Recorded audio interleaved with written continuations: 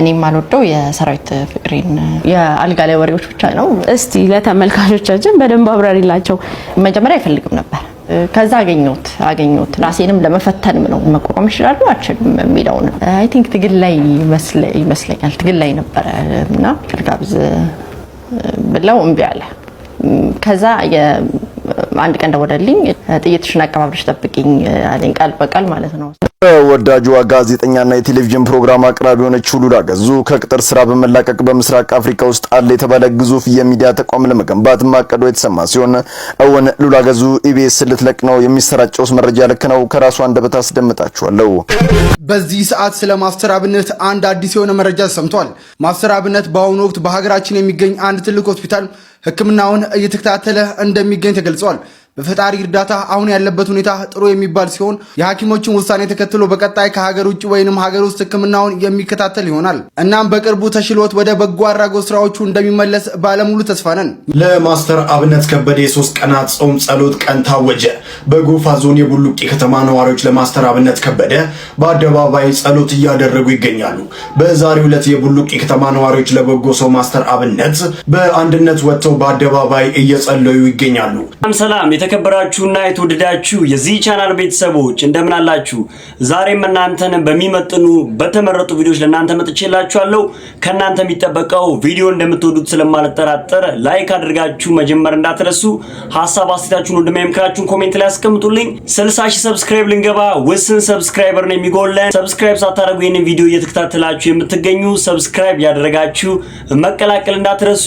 ወደ ቪዲዮ ከተማችን ለመኖር እንዲሁም ለማከራየት እጅግ ምቹ በሆነው በሳር ቤት ቫቲካን ኤምባሲ አጠገብ ባለው ሳይታችን 3.2 ሚሊዮን ብር ቅናሽ የተደረገባቸውን ቤቶች ከ5.7 ሚሊዮን ብር ጀምሮ ከቴምር ፕሮፐርቲስ ባለ 1 መኝታ 81 ካሬ በ5.7 ሚሊዮን ብር እስከ ባለ 3 መኝታ 153 ካሬ በ11 ሚሊዮን ብር እነሆ ብለኖታል። በቅርብ ርቀት አፍሪካ ህብረት ከ30 በላይ ኤምባሲዎች ለልጆች ከ5 በላይ ኢንተርናሽናል ትምህርት ቤቶች ዘመናዊ የሕክምና ተቋማት የህፃናት መጫወቻ ስፍራዎች ሲኖሩት በህንጻችን ላይ 3 ዘመናዊ ጄኔሬተር የኤሌክትሪክ መኪና ቻርጅ ሰፊና የተንጣለለ መኪና ማቆሚያ ለተለያዩ አገልግሎቶች የሚውል አዳራሽ የእርስዎን ደህንነት የሚጠብቅ ዘመናዊ ሲሲቲቪ ካሜራና ጋርቤጅ ሹተር ያሉት ሲሆን በተጨማሪም የሳር ቤቱን ውበት የሚያዩበት ቆንጆ ቴራስ አካቶ የያዘ ነው። በኢትዮጵያ ብር ካለምንም የዋጋ ጭማሪ በረጅም ጊዜ የሚከፍሉበትን የክፍያ አማራጭ አዘጋጅተንልዎታል። ለበለጠ መረጃና ለሳይት ጉብኝት በ0990046592 ይደውሉ። ቴምር ፕሮፐርቲስ የህልሞ ማረፊያ። መጀመሪያ ቪዲዮአችን እንግዲህ ተወዳጇ ቬሮኒካ አዋርድ ላይ የእመቤታችን የቅድስት ድንግል ማርያምን ስዕል አድኖ ከፍ አድርጋ ይዛ ያመሰገነችበትና ብዙዎችም ሐሳብ አስተያየት በሱ ጉዳይ ሲለዋወጡበት ነበር። ይሄንን ቪዲዮ በመከታተል እንጀምር። በዚህ ኮማ አዋርድ ድል አድራጊ ሆና መድረኩ ላይ ስትወጣ እኛም እንደ ሀገር አብረናት ከፋልን። ቬሮኒካ ይገባታል። የጀግና አቀባበልም እየተደረገላት ነው። ዝግጅቱ ደርቷል። ግን ደግሞ ቬሮኒካ ይሄን ድል በአጋጣሚ ያገኘችው አይደለም። የጥበብ ደም በውስጧ ይፈሳል። የአባቷ የአዳነ ተካማ ሲንቆ ቅኝት በደም ስሯ እየተመላለሰ የራሷን ዘመን ድምጽ እንድትፈጥር አድርጓታል። የቬሮኒካን የሙዚቃ ዓለም ስንቃኝ የፍቅር፣ የናፍቆት፣ የቤተሰብና የሀገር ፍቅር ስሜቶች በቅንብር ተሰናስለው እናገኛቸዋለን። እስቲ በህሊናችን የዘፈኖቿን ትረካ እናዳምጥ። ሌቱ መሽቶ በናፍቆት ሲሞላ ምን ልሁን ስትል አንተን ለማለም አንተን ለማሰብ ተጨነቀች። ፍቅር ሲያንገላታት መልሱ ሲጠፋባትና በዝምታ ሲቀጣት ደግሞ ተናገር ስትል አዜመች። ሌላማ ምን ይቀረናል ዝምታውን ስበርና እውነቱን ንገረኝ ስትል ተማጸነች። ነገሩ አልሆን ሲል መገፋቷ እውነት መሆኑን ማመን ሲከብዳት ልመን ወይ ስትል ነገሩን ንገረኝ እውነት መገፋቴን እንዴት ልቀበለው ስትል የልቧን ጠየቀች። ግን የቬሮኒካ ልብ ተስፋ አይቆርጥም። መልሳ ካንተ ሌላ አላይም ወርቅ ብር ቢመጣ አልለውጥህም ስትል ቃል ገባችለት። ያም አልበቃ ብሎ ከማለማ የኔ ዓለም አንተነ በፍቅርህ ነው የኖርኩት ስትል አቆላመጠችው። ከፍ ሲልም ናኩፔ እንዳለችው ያው ምርጡ ጸባይህ ማረከኝ ባህር ያሸነፈኝ ስትል በዜማ ሞካሸችው። በቬሮኒካ የዜማ ትረካ ውስጥ አባት ትልቅ ቦታ አለው፣ ማንነት አለው። መጠሪያዬ ስትል ለአባቷ ክብር ሰጠች። ስሜ አንተነህ አድራሻ ያንተነህ ስትል የደም ስሯን ምንጭ አከበረች። ይሄም ብቻ አይደለም። አንድን ወንድ ስትወድና ከቤት ወጥታ ልታገኘው ስትቀጣጠር ስንገናኝ እነግርሃለሁ አለችው። ምንን? አባቷን መምሰሉን። መስለኸኛል በቃ አንድ ሰው ስትል የአባቷን ምስል በፍቅረኛዋ ውስጥ ፈለገች። ቬሮኒካ ዜማ ከግል ፍቅር አልፎ ለሀገርና ለወገን ይተርፋል። ጎኔ ደር ስትል ለጎንደሬው ለዛ ባላገሩና ለቅርሱ ፍቅሯን ሰጠች። ፍቅራችን በሀገሩ ይነገርልን ስትል አዜመች። ጋደም ስትል ደግሞ ከደመናው በላይ ሰፍሮ በህልም ያየሁት ድንቅ ሚስጥር አለ ስትል ተስፋን ሰበከች። በመጨረሻም ይህቺ ድንቅ ድምፃዊት የሰው ልጅ ተስፋውና መኖሪያው ሰላም ነው፣ ሰላም ለሰው ልጆች ለምድራችን ትሁን ስትል ተመኘች። ችግርና መከራ ቢፈራረቅም ሁሉም ነገር አልጋ ባልጋ ባይሆንም እንኳ ባለህ ነገር ደስ ይበልህ፣ ፈጣሪን አክብር ስትል አመስጋኝ ሁን ብላ መከረች። በእርግጥም ከአባትሽ ወረስሽውን የጥበብ ቅርስ ይዘሽ የራስሽን አሻራ አኑረሽ ኢትዮጵያን በዓለም መድረክ ስላስጠራሽ እናመሰግናለን። የክብርሽ ቀን ነውና ይገባሻል። እውነትም አዳነ ቬሮኒካን ተካ። ዳር አስበህ ሰርግ ለመደገስ ያሰብከው ወንድሜ ሆይ ይሄ ትልቅ ምክር ያስፈልግሃልና ይሄንን ቪዲዮ ተከታተል፣ እንመለስ፣ ሐሳብ አስተያየት እንለውጥበታለን። እስኪ ትዳር አስበህ ትዳር ላይ ሰርግ ለመደገስ ያሰብከው ና ወንድም የሚለን ስማ። 2 ሚሊዮን ብር አውጥቼ ነበር የዛሬ ዓመት ባለቤቴን ድል ባለ ሰርግ ያገባኋት። ግን 20 ሺህ ብርም ማውጣት አልነበረብኝም አሁን ሳስበው ለሷ። ምክንያቱም እኔ ግል ስራ ነው የምሰራው፣ የራሴ ቢዝነስ ያለኝ ሰው ነኝ። እሷ ደግሞ ተቀጣሪ ነች፣ በወር 50 ሺህ ብር ነው የሚከፈላት። አሪፍ ገቢ ያላት ሰው ነች። እና በዚህ መሃል ግን ያላሰብኩት ነገር ይፈጠራል። ስራ ተበላሸ በጣም ቶታሊ ዜሮ ገባው ማለት ነው። ስራ ምንም እንዳሰብኩት ይሄድ አይደለም። ሁሉም ነገር ሲበላሽ ምንድነው እኔ የምኖረው ከእናትና ከአያቴ ጋር ነው፣ ኮንዶሚኒየም ተከራይቼ። እና ምን ማለት ጀመረች፣ መነጫነጭ ጀመረች። እሷ እጅ ላይ ወደቅን። ሁሉም የኔ ስራ ቀጥ ብሎ ስለቀረ እሷ እጅ ላይ ወደቅን ማለት ነው። የምታስተዳድረን እሷ ነች፣ የቤት ኪራይ የምትከፍለው እሷ ነች። እና የዚህ ሰዓት ምንድነው ባህሪዋ መቀየር ይጀምራል። በጣም በትንሽ ነገር ታኮርፋለች። በትንሽ ነገር ነው የሚበቃት ከኛ ጋር ለመጋጨት ለማኩረፍ። በዚህ መሃል ግን አረገዘች። እና ስታረግዝ ምንድነው ያደረገችው ነገር፣ በቃ እኔ ከእናትና ከአያቴ ጋር መኖር አልፈልግም፣ በቃኝ። መኖር የምትፈልግ ከሆነ መተከኔ ጋር ኑር፣ እኔ ሌላ ቤት ተከራይቻለሁ ብላ ነው ትታኔ ወጣችው ማለት ነው። እኔ ደግሞ እንዴት እናትና አያቴን ሜዳ ላይ ጥዬ እንዴት ወጣለሁ? እኔን ቤት ኪራይ የምከፍልላቸው፣ እኔን ማስተዳደራቸው እና እነሱን ትቼ እንዴት እወጣለሁ? ሜዳ ላይ በትኛቸው ማለት ነው። እሷ ግን እንዳለችው ወጣ ቤት ተከራይታ መኖር ጀመረች። የምትኖር ከሆነ መተከኔ ጋር ልጃችንንም ወልደን አሳድገን እንኖራለን፣ እናትና አያቴን ግን ተሸክሜ አልኖርም ብላ ትታኝ ሄዳለች ማለት ነው። እና ምን እንደማደርግ ግራ ገብቶኛል። መኪናዬን መሸጥም አልፈልግም፣ ምክንያቱም ለሚያልፍ ቀን ብዬ መኪናዬን መሸጥ አልፈለኩም።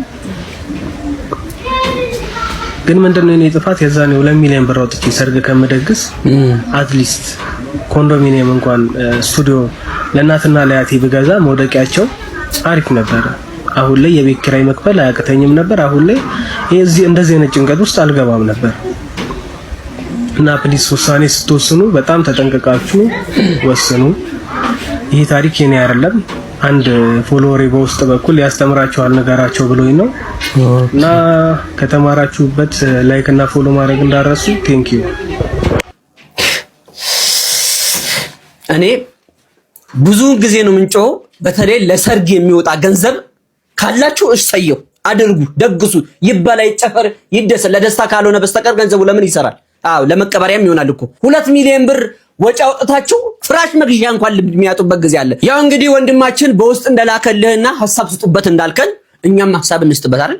አዎ ምን ልልህ ፈልጌ ነው፣ ሚስትህ ያለህበትን ሁኔታ አምና ተቀብላ እናትና አያትህን የማስተዳደር ግዴታ የለባትም እውነቱን ለመናገር። ነገር ግን ባልና ሚስት ሲጋቡ ምንድነው የሚባለው ቃል ኪዳኑ? ቢያጣ ቢነጣ ቢቸግረው አብሬው ልቆም አይደል? አዎ በችግሩ ሰዓት ከጎኑ ልሆን ቃል እገባለሁ ብለው ነው የሚገቡት። ሁለተኛ ደግሞ ያላንተ ፍቃድ ከቤት ወጣ ቤት ተከራይታ ለብቻዋን መኖር የለባትም። ምክንያቱም ሚስት እስከሆነች ድረስ አንተ ባል እስከሆንክ ድረስ ቁጭ አደርጋ አማክራ ይሄን ላደርግ ነው። ምክንያቱም ስትጋቡ ተማክራችሁ ነው የተጋባችሁት። ዝም ብላችሁ በኋላ ፈሰስ ዝም ብሎ ባቦ ሰጣ አይደለም የተጋባችሁት። ይሄ ነገር እኔ ያልተመቸኝም፣ እቺን ነገር አድርግልኝ። እኔ ደግሞ ይሄ አቅም ያልቻለም ቢኖር እንኳን ታደርጓለህ። ስላጣህ ነው። የሰው ልጅ ያገኛል ያጣል።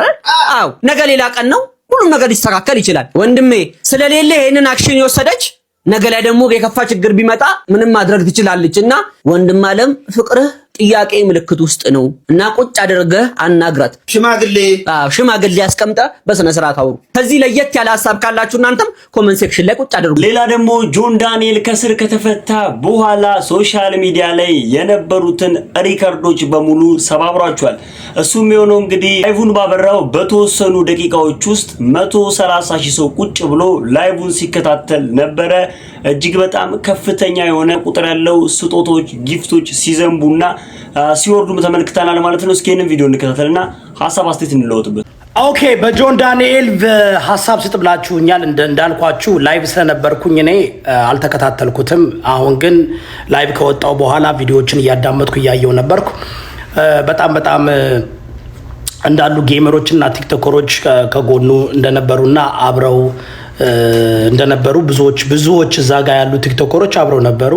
ጃኒና አዶናይ ምናምን አልነበሩም። እና በነገራችሁ ላይ ምንድነው ያየሁት በጆን ዳንኤል ሲያሾፉ የነበሩ ሲያላግጡ የነበሩ ታስሮ ሲያላግጡ የነበሩ ትላልቅ ጌመሮች ምናምን የሚባሉ ዛሬ ደግሞ መጥተው ሲያሽቃብጡና አንበሳ ሲያወርዱ አይቻለሁ። ይሄ እንግዲህ ያው እዚህ ሶሻል ሚዲያ ላይ ባደወይ ሰው ትላልቅ ፎሎወር ያላቸው ትላልቅ ተከታይ ያላቸው ሰዎች ይፈራራሉ። ስለሚፈራሩ እንት ይደራረጋሉ።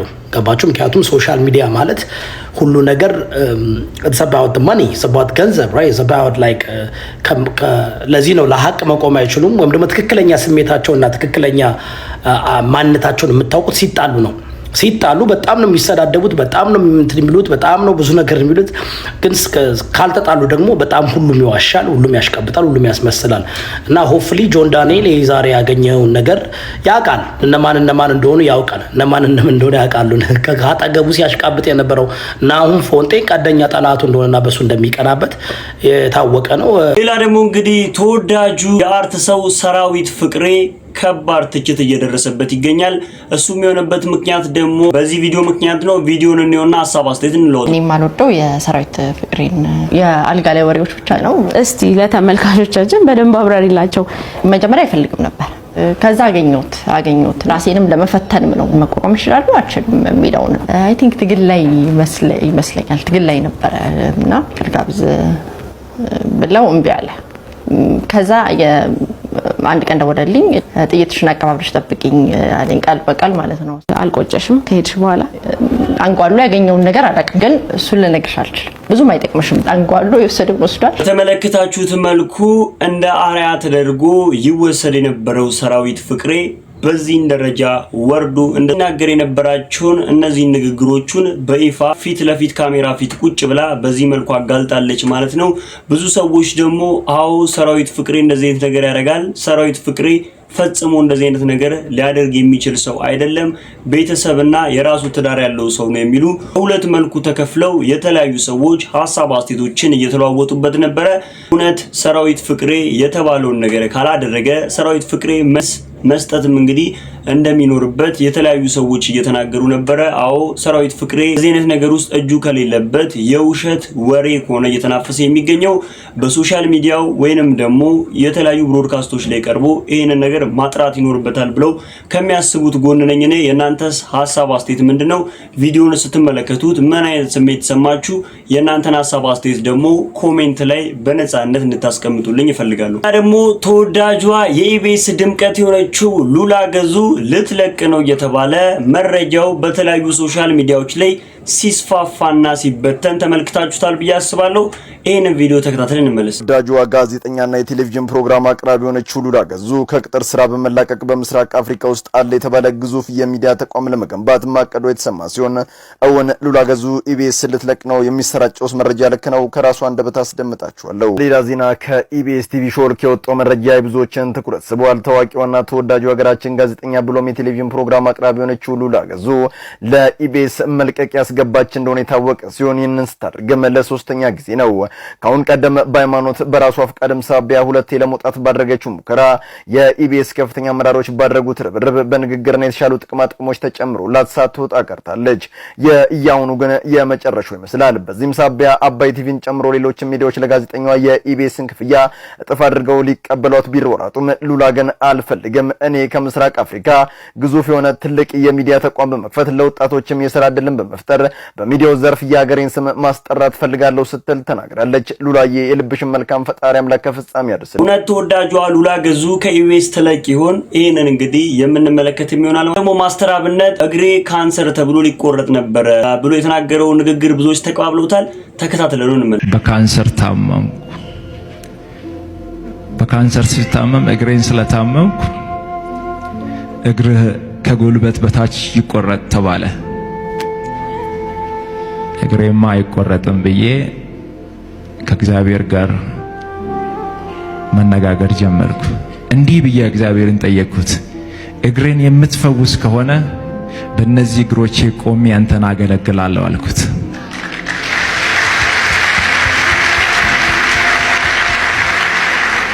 እግዚአብሔር እግሬን እንዲሁ ነፃ ፈወሰው።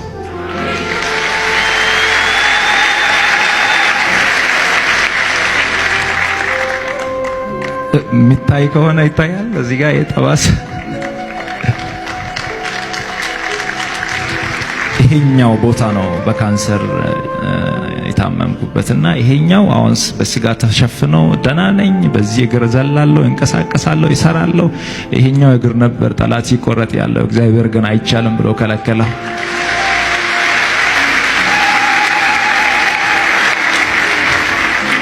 በዛ ሁሉ ፈተና ውስጥ እያለው በጣም የሚወዳት እንደ አይኔ ብሌን የምጠነቀቅላት በጣም ሚሳሳላት ታናሽ እህቴ ነበረች። የኔን ጃኬት ትለብሳለች፣ የኔን ሹራብ ትለብሳለች።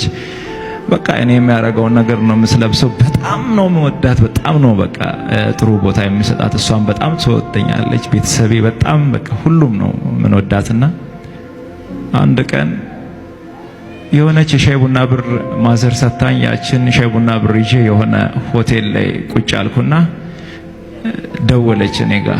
ማሙሽ ነው የምትለኝ። ማሙሽ እንዴት ነህ ስትለኝ ደህና ነኝ አልኳት። ልብስ የለኝም እኮ ለምን አትገዛኝም አለች።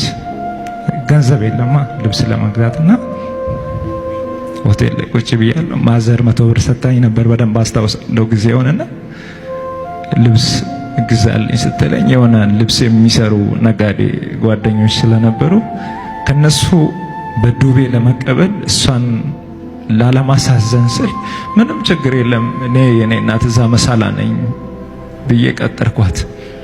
ከዛ ትመጣለች ብዬ ጠበቅኩ፣ ትመጣለች ብዬ ጠበቅኩ፣ ትመጣለች ብዬ ጠበቅኩ። ለካ እሷ አርፋለች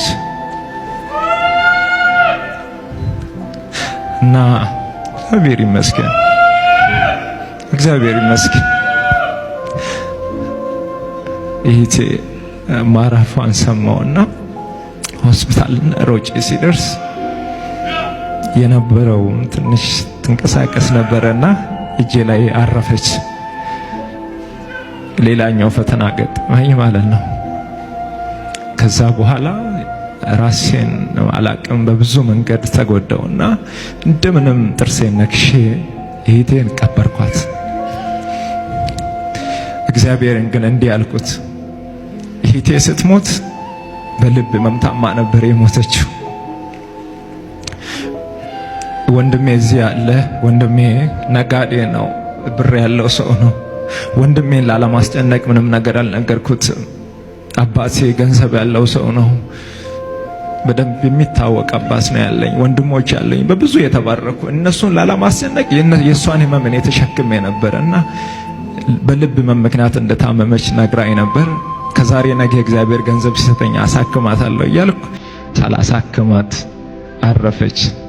እግዚአብሔርን ግን እንዲህ አልኩት፣ አባቴም ልጅ አይደለም ብሎ እናቴም ደግሞ ደሃ ስለነበረች ልታስወርዱ አደጋግም አመካች። አባቴ አልፈልግህም ልጅ አይደለም ብሎ ያለ አባቴ እንድቀር ብቻዬን እንደው አባቴ ብዬ እንዳት አደረገ። እዛ እናቴ ማሳደግ ስለማትችል የአባቴ ቤተሰቦች ትንሽ ጠንከር ያሉ ስለነበሩ እነሱ ጋር ገና ጡቷ ምን እንደሚል ሳላውቅ አቅም ሳይኖረኝ መዓዛ ምን እንደሆነ ሽታውን ሳላውቅ እማዬ ብዬ ስናገር ሳልጠራ ልጄ ብላ ሳትጠራኝ ለአባቴ ቤተሰቦች ሳስተች ቀኑ ጨለመ።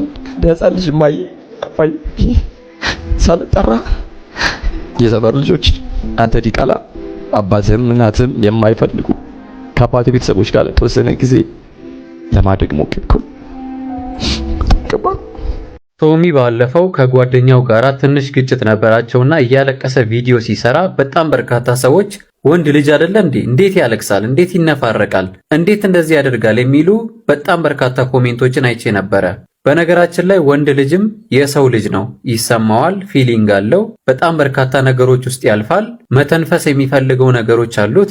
ሰው ያስፈልገዋል፣ አዳማጭ፣ አጋዥ፣ ችግሩን ተካፋይ የሰው ልጅ ያስፈልገዋልና ወንድ ልጅም ማልቀስ አለበት፣ ይሰማዋል። ማልቀስ ብቻ ሳይሆን የሚደርስበትን እያንዳንዱን ነገር እንደ ማንኛውም ሰው መተንፈስ ይኖርበታል። በነገራችን ላይ በዓለማችን ላይ በጣም በርካታ ወንዶች ከሴቶች በላይ ነው የምላችሁ በጭንቀት በአይምሮ መታመም በጣም በርካታ ነገሮችን በውስጣቸው ስለሚይዙ ስለማይተነፍሱ ማህበረሰቡ ስለማይፈቅድላቸው እየሞቱና እያጣናቸው ይገኛሉ። ስለዚህ የትኛውም ሰው ወንድ ይሁን ሴት መፍትሄ የሚያስፈልገውን ነገር በተለይ ደግሞ በውስጣቸው የሚያብሰለስሉትን እያንዳንዱን ነገር መተንፈስ ይኖርባቸዋል። አዳማጭ ያስፈልጋቸዋል። አጋዥ ያስፈልጋቸዋል። ትንሽ በዚህ ጉዳይ ማህበረሰባችን ችግር ያለበት ይመስለኛል። ወንድ ልጅ መደበቅ አለበት፣ ወንድ ልጅ ማልቀስ የለበትም፣ ወንድ ልጅ ሁሉን ነገር ለብቻው መጋፈጥ አለበት የሚል የተሳሳተ አመለካከት አለን። ያ ነገር ደግሞ ሊቀር ይገባል። ምክንያቱም እንደዚህ ከቀጠለን በርካታ ወንዶች ይህንን ነገር ፍራቻ ብቻቸውን ተደብቀው ይሞታሉና እንደውም እንደዚህ ተጋፍጦ በድፍረት ወደፊት የሚወጣውን ሰው ማድነቅና ማበረታታት አለብን። ምክንያቱም ለሌሎችም ምሳሌ ይሆናልና። ምናልባት ሚዲያ ላይ ሳይወጡ ችግራቸውን ጭንቀታቸውን ሳይተነፍሱ ቢሞቱ እዚህ ጋር ወጥቶ ደግሞ በድጋሚ ጦርነት የሚያነሳው እኛው ነን። ምን ብለን ቢናገር እኮ መፍትሄ ይሰጠው ነበረ፣ ግን እሱ ብቻውን ይዞ ሞተ፣ ሲያሳዝን። እንደዚህ ከምንል አሁኑኑ እንደዚህ እያወሩ እያለ እንደዚህ ፊት ለፊት እየወጡ እያለ ብናገዛቸው በርቱ ብንላቸው ይሻላል። በዚሁ አጋጣሚ ቶሚ ያለፍክበት ነገር በጣም ከባድ ነው። ጀግና ስለሆንክ ወንድ ስለሆንክ ተጋፍጠኸው እዚህ ደርሰሃል። አሁንም ለደረስክበት ነገር ከእግዚአብሔር በታች ያንተ ብርታትና ያንተ ጥንካሬ ነውና በዚህ ነገር ልትኮራ ይገባል። በርትተህ ስራ። በከተማችን ለመኖር እንዲሁም ለማከራየት እጅግ ምቹ በሆነው በሳር ቤት ቫቲካን ኤምባሲ አጠገብ ባለው ሳይታችን 3.2 ሚሊዮን ብር ቅናሽ የተደረገባቸውን ቤቶች ከ5.7 ሚሊዮን ብር ጀምሮ ከቴምር ፕሮፐርቲስ ባለ 1 መኝታ 81 ካሬ በ5.7 ሚሊዮን ብር እስከ ባለ 3 መኝታ 153 ካሬ በ11 ሚሊዮን ብር እነሆ ብለኖታል። በቅርብ ርቀት አፍሪካ ህብረት ከ30 በላይ ኤምባሲዎች ለልጆች ከ5 በላይ ኢንተርናሽናል ትምህርት ቤቶች ዘመናዊ የሕክምና ተቋማት የህፃናት መጫወቻ ስፍራዎች ሲኖሩት በህንጻችን ላይ 3 ዘመናዊ ጄኔሬተር የኤሌክትሪክ መኪና ቻርጅ ሰፊና የተንጣለለ የመኪና ማቆሚያ ለተለያዩ አገልግሎቶች የሚውል አዳራሽ የእርስዎን ደህንነት የሚጠብቅ ዘመናዊ ሲሲቲቪ ካሜራና ጋርቤጅ ሹተር ያሉት ሲሆን በተጨማሪም የሳር ቤትን ውበት የሚያዩበት ቆንጆ ቴራስ አካቶ የያዘ ነው። በኢትዮጵያ ብር ካለምንም የዋጋ ጭማሪ በረጅም ጊዜ የሚከፍሉበትን የክፍያ አማራጭ አዘጋጅተንልዎታል። ለበለጠ መረጃና ለሳይት ጉብኝት በ0990046592 ይደውሉ። ቴምር ፕሮፐርቲስ የህልሞ ማረፊያ። ቤተሰቦች ለዛሬ ይዤላችሁ የመጣሁት የተመረጡ ቪዲዮዎች እነዚህን ይመስሉ ነበረ። እንደወደዳችኋቸው አልጠራጠርም። ቪዲዮን ላይክ ሳታደርጉ ጀምራችሁም ላይክ ማድረግ እንዳይረሳ። ሐሳብ አስተያየታችሁን ወንድማይምክራችሁን ደግሞ ኮሜንት ላይ እንድታስቀምጡልኝ እፈልጋለሁ። ቀጣይ በተመረጡና አዳዲስ ቪዲዮዎች እስከምንገናኝ ድረስ ቸር ሰንብቱ። እወዳችኋለሁ።